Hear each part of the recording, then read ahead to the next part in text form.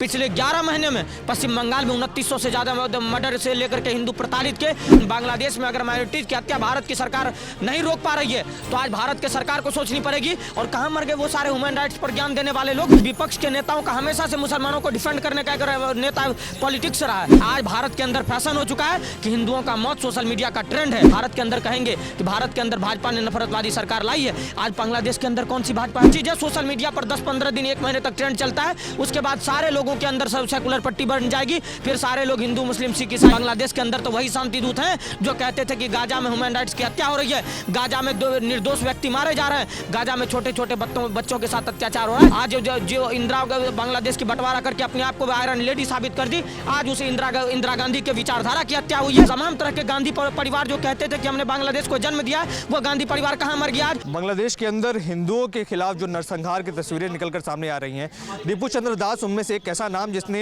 पूरे social media पर ऐसी तस्वीरें देखने को मिली जिसने पूरे हिंदुस्तान का दिल झकझोर कर रख दिया। पर यह तो महज एक उदाहरण है, ऐसी तमाम घटनाएं लगातार बांग्लादेश की भूमि पर हो रही। यूनुस सरकार में हिंदू सुरक्षित नहीं है, पर प्रश्न ये उठता है कि जब 90 करोड़ हिंदू हिंदुस्तान में है, ये वही हिंदुस्तान है जिसने बांग्लादेश को जन्म दिया।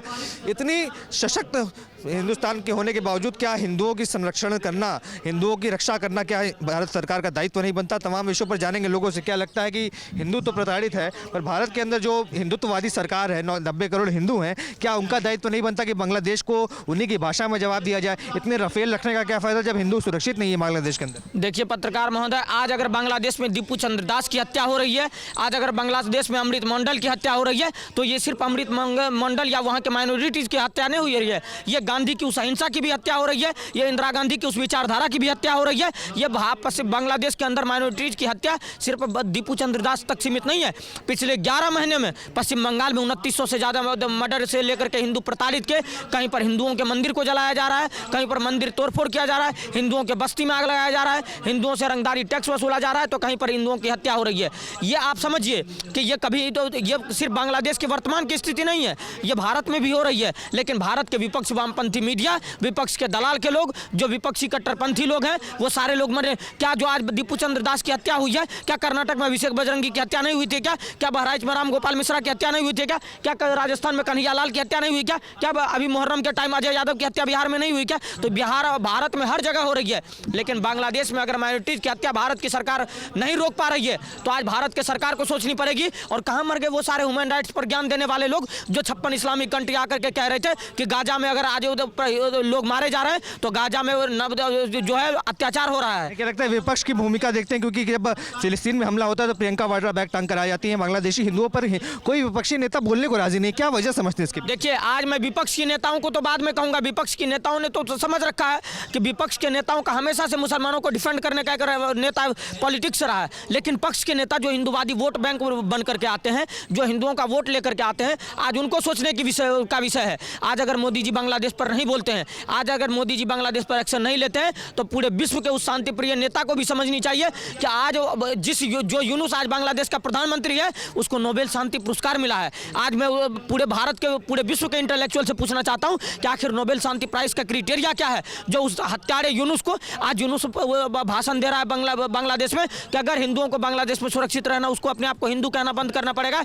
भूलिए मत, ये कभी जम्मू कश्मीर में हो चुका है, ये कभी पालघर में, तो कभी इस देश में मुजफ्फरपुर दंगे से लेकर के भागलपुर नरसंहार में हो चुका है। लेकिन आज भी भारत के हिंदू सेकुलर, ये देखिए आज भारत के अंदर फैशन हो चुका है कि हिंदुओं का मौत सोशल मीडिया का ट्रेंड है। आज दीपू चंद्र दास की हत्या हो, अमृत मंडल की हत्या हो, कन्हैया लाल की हत्या हो, नवनीत राणा को धमकी हो, या हमारी बहन खुशबू पांडे का जेल हो, हर चीजें सोशल मीडिया पर 10-15 दिन 1 महीने तक ट्रेंड चलता है, उसके बाद सारे लोगों के अंदर सेकुलर पट्टी बन जाएगी, फिर सारे लोग हिंदू मुस्लिम सिख ईसाइयों को वाले नारा देंगे और भारत के अंदर कहेंगे कि भारत के अंदर भाजपा ने नफरतवादी सरकार लाई है। आज बांग्लादेश के अंदर कौन सी भाजपा है पत्रकार महोदय? बांग्लादेश के अंदर कौन सी आरएसएस की विचारधारा वाले लोग हैं? बांग्लादेश के अंदर तो वही शांति दूत हैं जो कहते थे कि गाजा में ह्यूमन राइट्स की हत्या हो रही है, गाजा में निर्दोष व्यक्ति मारे जा रहे हैं, गाजा में छोटे छोटे बच्चों के साथ अत्याचार हो रहा है। आज अमृत मंडल की क्या दुर्दशा है बांग्लादेश के अंदर। आज अगर बांग्लादेश के अंदर हिंदुओं की सुरक्षा भारत सरकार नहीं कर पा रही है और बांग्लादेश के अंदर हिंदुओं की मौत का जिम्मेदार कौन है? भारत के लोग। मैं बताना चाहता हूं,